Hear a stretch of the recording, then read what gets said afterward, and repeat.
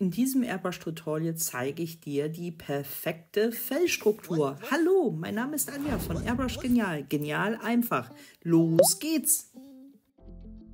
Und schon sind wir mittendrin. Diesmal verwende ich eine kleinere Airbrush-Pistole mit 0,23er Düse, meine Customer Micron. Ich arbeite auf Maluntergrund auf dem Artboard, weil ich viel radieren werde wieder. Und der Karton ist richtig robust und da kann man sehr gut radieren und kratzen drauf. Bei der Farbe handelt es sich um das Sepia von Rohr und Klingler. Das verwende ich lieber als das Schminke Sepia, weil es einfach einen schöneren Farbton hat. Von der Verarbeitung her sind die ähnlich. Ich habe 1 Tropfen Farbe genommen und 6 Tropfen Wasser. Wie ihr seht, habe ich jetzt mit dem Auge angefangen und drumherum sprühe ich jetzt auch schon mal das Fell ein bisschen ansatzweise. Ich werde jetzt erstmal grob alles vorlegen mit demselben Farbton. Dazu verwende ich gleich auch unterschiedliche Radierer. Hier seht ihr einen davon, einmal den weichen Faber-Castell Radierer mit rosafarbenen Spitze, um die Fellstruktur einfach ein bisschen anzudeuten und schon auszuradieren. Auch die Helligkeiten werde ich jetzt ein bisschen schon ausradieren. Das wird hier auch wieder ein Wechselspiel sein zwischen über Airbrushen und dementsprechend wieder radieren. Je häufiger ihr diese Durchgänge macht, desto mehr Tiefenwirkung entsteht auch in der Fellstruktur. Je grober ich arbeite, desto weiter gehe ich auch vom Maluntergrund weg, wie ihr hier seht. Ne? Also das heißt, wenn ich jetzt einen Verlauf sprühen möchte, dann gehe ich einfach vom Maluntergrund weiter weg.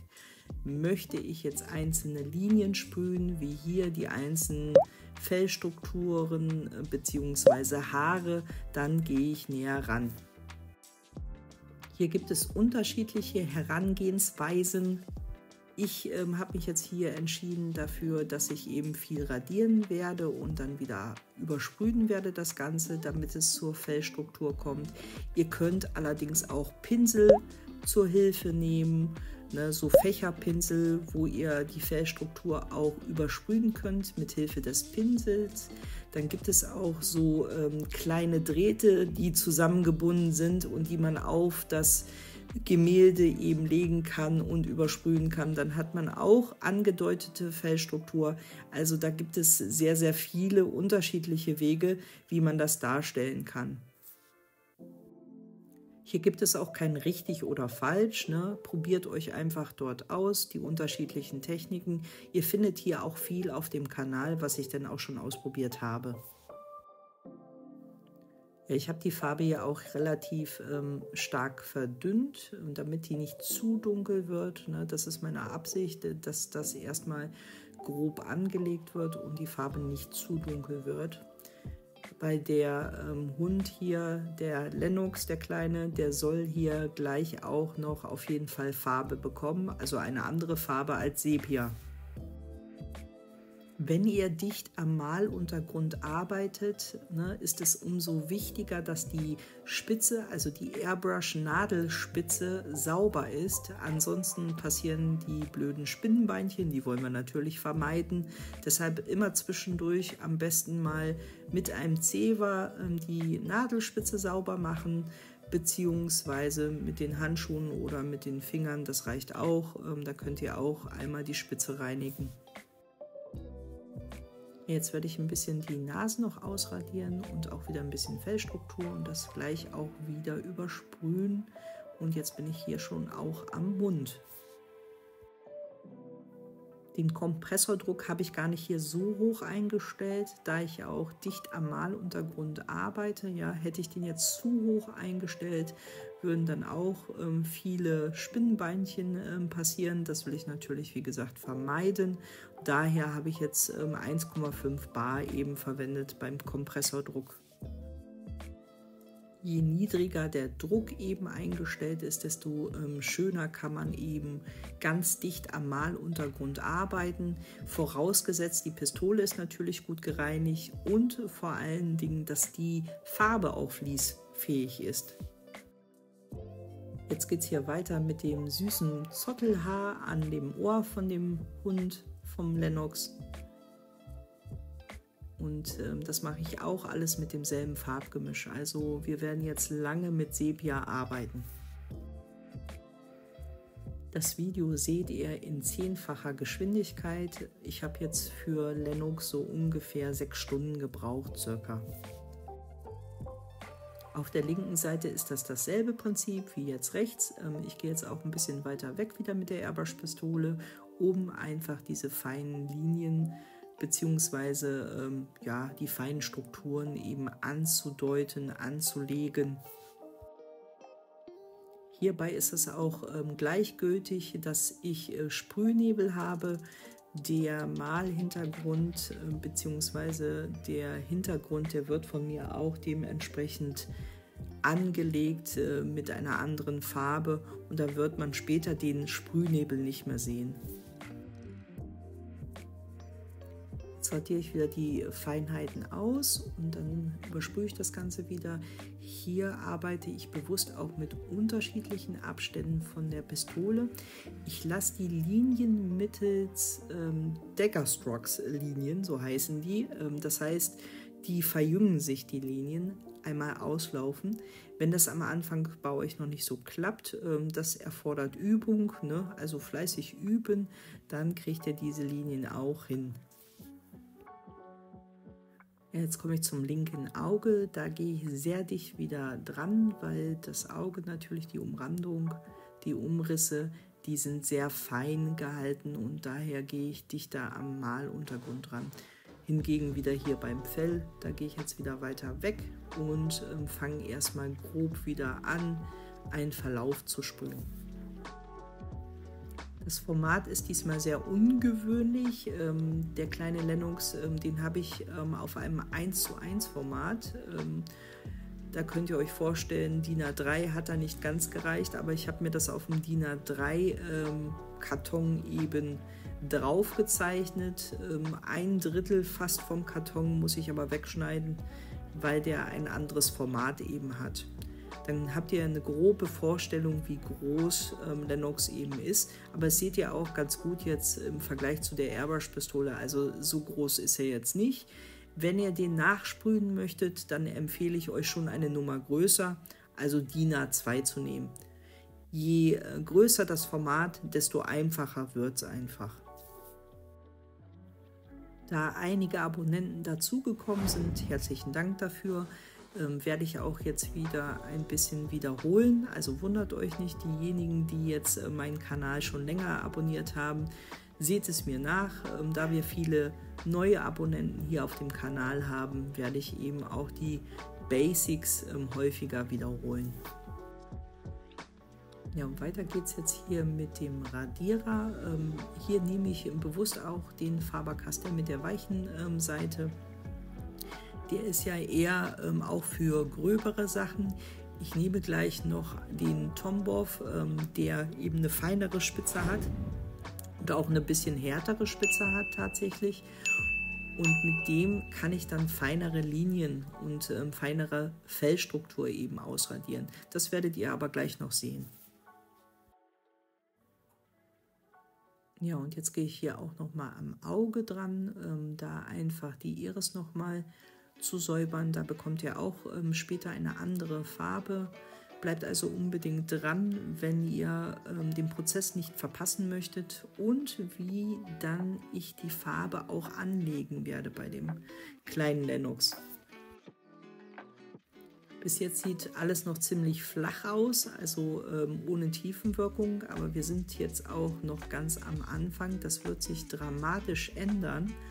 Das werdet ihr in dem Prozess aber auch dann noch sehen. Je häufiger, wie gesagt, ihr das wiederholt, diese Schritte, das heißt übersprühen, radieren, desto besser wird das Ergebnis.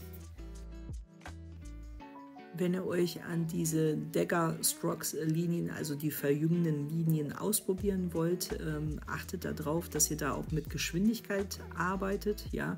Ansonsten habt ihr so blöde Stopppunkte. Das heißt, am Anfang, da gebt ihr viel Luft, dann kommt die Farbe, dann geht die Farbe weg und gebt weiter Luft, aber hinten zur Linie, da die verjüngt wird, arbeitet ihr schneller von der Geschwindigkeit her. Das heißt, ihr zieht die Pistole wirklich schneller über den Maluntergrund, damit es diese verjüngende Linie gibt. What? Hört sich jetzt am Anfang sehr kompliziert an, ist es, denke ich, auch am Anfang für Anfänger, ja, erfordert viel Übung. Einfach dranbleiben und dann klappt das irgendwann. Jetzt habe ich zu dem anderen Radierer gewechselt, um feinere Linien und Fellstrukturen auszuradieren. Damit das auch gut funktioniert mit dem Radieren und der Struktur, dass ihr diese vorlegen könnt, ist es natürlich auch wichtig, dass der auch ein bisschen Sprühnebel hat, der Hund. Ansonsten können wir ja nicht viel ausradieren. Deshalb ist das gar nicht so schlimm, wie gesagt, mit dem Sprühnebel. Auch an den Kanten ist es nicht so schlimm. Da kann man eben auch gut die Struktur dann einarbeiten. Und wie gesagt, vor allem kriegt ihr ja auch später noch einen Hintergrund. Wenn ihr radiert, ja, geht da auf jeden Fall mit der Form, also mit der Strichform der Haare, ganz wichtig, sonst sieht das unnaturalistisch aus. Macht das allerdings nicht zu gleichmäßig, dann sieht es auch wieder unnaturalistisch aus. Das heißt, das eine oder andere Haar ist mal gegen die Richtung gerichtet. Und so ist das dann auch beim Ausradieren, ne? Sonst sieht er aus wie aus der Waschmaschine als kleine Plüschkugel oder so. Hier an der Nase, also neben dem Auge, da hat er so einen Übergang. Also ich nehme gleich die Farbe Schwarz bzw. der Farbton Schwarz, das seht ihr jetzt hier. Jetzt geht es auch los damit. Allerdings hat er bei dem Übergang viele weiße Haare dazwischen. Und damit dieser Übergang geschaffen wird, habe ich einmal diesen Übergang einfach nur leicht übernebelt. Links davon wurde ich dann dunkler. Und bei diesem Übergang, wo ich nur leicht übernebelt habe, da werde ich dann auch nochmal die Fellstruktur ausradieren, damit es dann auch so aussieht, dass wirklich da zwischen den ganz dunklen Härchen ganz helle Härchen eben sind. Ihr seht schon, jetzt wirkt das auch viel besser von der Tiefenwirkung her. Also es wird immer besser auch von der Fellstruktur her. Ich gehe da jetzt noch ein paar Mal drüber mit dem Radierer. Jetzt bleibe ich aber auch möglichst hier bei dem mit der dünneren Spitze, damit ich die feinen Härchen eben ausarbeiten kann. Und das übersprühe ich dann gleich wieder und dann immer wieder im Wechselspiel. Sorry dafür, dass das jetzt hier ein bisschen blendet, ne? Ich arbeite ja hier wieder auf meiner Magnettafel, um das einfach hier fixiert zu halten, ja, damit ich besser arbeiten kann auf der Tischstaffelei. Ja, das hat jetzt nur links ein bisschen geblendet, weil ich habe links und rechts immer mein Licht. Ja, sorry dafür. Ich hoffe, ihr konntet trotzdem alles sehen. Bei den Helligkeiten im Fell, wo das so glänzend wirkt auf dem schwarzen Hund, da gehe ich häufiger mit dem Eraser, mit dem Radierer drüber, übersprühe das gleich auch wieder, damit das nicht so aufgesetzt aussieht, und dann gehe ich aber auch wieder drüber. Und je nachdem, je heller das ist, desto stärker nutze ich da den Druck. Und wenn das jetzt nicht so eine große Helligkeit hat, dann nutze ich auch weniger Druck, damit auch ein Radierverlauf eben entsteht. Wichtig ist nur, wenn ich hier radiert habe, dann ist der letzte Gang auch meistens nochmal ein bisschen übernebeln. Manchmal auch nicht zu stark übernebeln, weil sonst ist das Radierte meistens wieder weg. Ja, dann muss ich nochmal drüber gehen. Deshalb, das kommt immer drauf an, wie das Ganze aussieht auf dem Original und ja, wie stark ich eben radieren muss oder wie stark ich eben übernebeln muss. Deshalb, wenn ihr das nachsprüht, studiert wirklich euren Hund, den ihr denn nachsprühen wollt, mal genau, wie der denn genau aussieht von der Fellstruktur her, wo die Helligkeiten sind. dann erstmal wirklich grob vorlegen, damit ihr Orientierungspunkte habt und dann immer wirklich mit dem Original vergleichen, damit da keine groben Fehler passieren. Ja, jetzt um die Schärfe der Augen nochmal ein bisschen anzulegen, gehe ich da jetzt auch nochmal näher dran. Genauso bei der Fellstruktur, da werde ich jetzt einzelne Härchen jetzt reinsprühen. Ja, ihr seht bei den Augen, da gebe ich mir besonders Mühe natürlich, ne?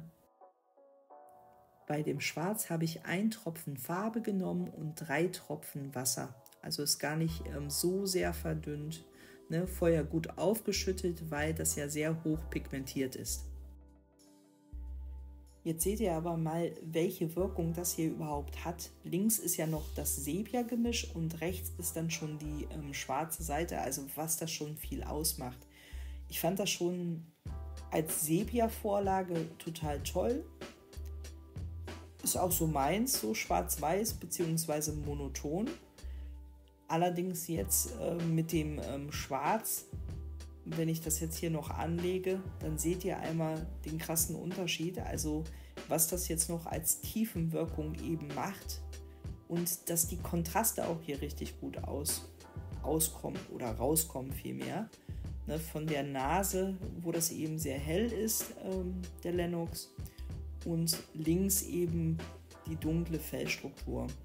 Und dann sieht das richtig plastisch aus. Ich meinte vorhin natürlich monochrom und nicht monoton, ne? Ja, woran ich denn wieder denke hier. Ich wurde gefragt in einer E-Mail, wo ihr denn den Maluntergrund, also den Malkarton bestellen könnt. Gebt das einfach mal bei Google ein, Artboard, Airbrush Unterlage oder Maluntergrund, dann werdet ihr auf jeden Fall fündig. Und ganz wichtig, das handelt sich hierbei nicht um einen Block, sondern es sind wirklich einzelne Kartons. Die gibt es meistens in 5er-Packs verpackt, also kleinere Stückzahlen kann man gar nicht nutzen. Ne? Immer also 5 der Sorte an. Entweder ganz groß, dann sind es glaube ich 50 x 70 cm oder eben kleiner, so DIN A4 fast. Ich hole mir das meistens gemischt und auch in der größeren Menge, weil meistens hat man da leider auch die Versandkosten, ne? Und damit sich das lohnt, hole ich mir dann meistens so 2, 3 Päckchen davon. Ja, dann habe ich eben wieder viel für YouTube da für euch, damit ich wieder viel quasi airbrushen kann. Ja, jetzt haben wir auch schon fast den Hund Lennox hier eingefärbt. Das heißt, der hat jetzt überall ja fast schwarz abbekommen. Jetzt werden wieder die Feinheiten ausradiert von mir. Auf der linken Seite bin ich noch nicht ganz zufrieden. Da gehe ich jetzt noch mal dran, weil rechts sieht das schon ganz zottelig aus, ne, am Ohr und so weiter. Der hat ja so lange, süße, zottlige Haare am Ohr und die hat er auf der linken Seite auch und da sieht es alles ziemlich noch flach aus. Ne, da gehen wir jetzt aber dran. Wie immer verlinke ich euch alle Materialien in der Infobeschreibung. Es handelt sich dabei um Affiliate-Links, also wenn ihr darüber bestellt, bekomme ich eine kleine Provision und ihr unterstützt meine Arbeit und den Kanal. Vielen Dank dafür. Für diejenigen, die das auch schon zahlreich gemacht haben. Wichtig dabei, ihr habt dadurch keinen finanziellen Nachteil. Und weiter geht es jetzt hier mit dem zottligen Haar nochmal auf der rechten Seite. Da arbeite ich das jetzt auch weiter aus. Und wie ihr seht, ich mache das nicht immer in einer Richtung, sondern es sind auch ein paar Haare abgeknickt, ne, damit das wirklich naturalistisch aussieht. Sonst denkt an die Waschtonne, genau, an die Waschmaschine, wo er dann als Knutschkugel hier rauskommt. Im nächsten Tutorial habe ich übrigens eine Überraschung. Ich bin total schon aufgeregt, wie ihr das dann finden werdet. Lasst euch auf jeden Fall überraschen, ne? Es wird noch nichts verraten. Ihr müsst euch das auf jeden Fall dann anschauen. So, bald bin ich jetzt hier auf der rechten Seite soweit durch und jetzt geht es mit der linken Seite weiter und hier, ne, unten bin ich relativ grob. Oben wird es dann ein bisschen feiner unten habe ich das nur angedeutet tatsächlich. Da bin ich auch relativ weit weg, dann mit der Airbrush-Pistole, außer jetzt an der Nase natürlich. Der hat dann über der Nase auch noch so ein paar Flecken, die habe ich jetzt auch mal ein bisschen eingearbeitet, und unter dem Kinn habe ich das auch ein bisschen dunkler gemacht, damit auch die Schnute ein bisschen rauskommt und so einen 3D-Effekt eben hat. Und jetzt geht es oben weiter. Ja, jetzt wird es wieder ausradiert. Ihr kennt das Wechselspiel. Auf dem Artboard könntet ihr auch jetzt kratzen. Allerdings empfehle ich euch, wenn ihr mit einem Skalpell arbeiten wollt oder mit irgendeinem Glasfaserradierer arbeiten wollt, ja, das könnt ihr auf dem Karton, allerdings auch nur bedingt. Und das würde ich ganz am Schluss machen, weil die Kartonstruktur, die Oberfläche wird natürlich durch das Kratzen zerstört. Ja, und wenn ihr dann darüber sprüht, unendlich geht das leider nicht. Ja, deshalb am besten, wenn ihr dann solche Highlights, da ist weniger mehr, setzen möchtet, dann wirklich nur zum Schluss.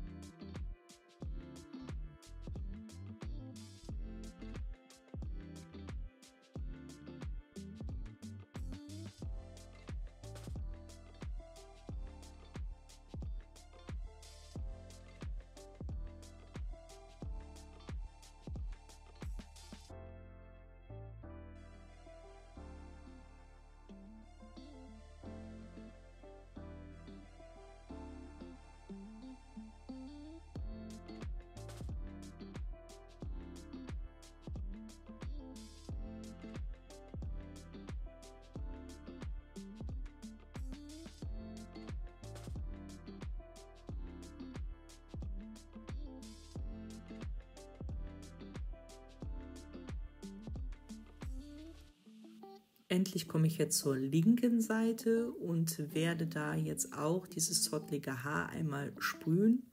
Ihr merkt, da habe ich noch viel Sepia. Das Sepia-Gemisch übersprühe ich jetzt komplett einmal mit Schwarz.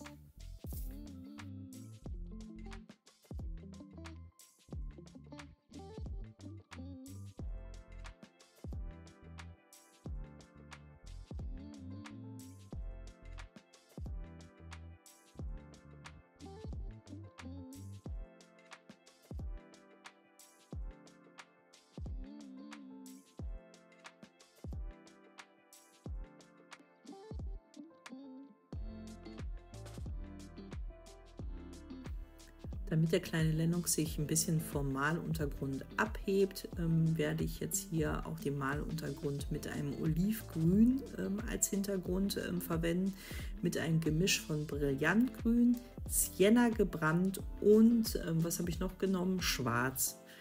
Bei Schwarz noch nicht mal ein Tropfen, wirklich nur eine Pinselspitze Schwarz. Bei den Augen habe ich jetzt Sienna gebrannt genommen von Schminke, 1:3 verdünnt, also sprich 1 Tropfen Farbe, 3 Tropfen Wasser. Später habe ich aber festgestellt, das ist mir zu rötlich gewesen.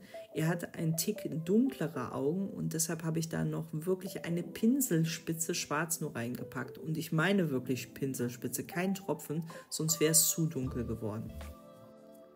Die krassen Helligkeiten, jetzt die Reflexionen in der Nase, die Tropfen an der Schnute und in den Augen und jetzt hier auch teilweise im Fell, die habe ich jetzt mit einem Elektroradierer auch ausradiert. Wenn ihr euren Airbrush-Skill weiter ausbauen möchtet mit Tierporträts, dann schaut euch unbedingt die Playliste an mit den tollen Tierporträts. Viel Spaß dabei, bis gleich!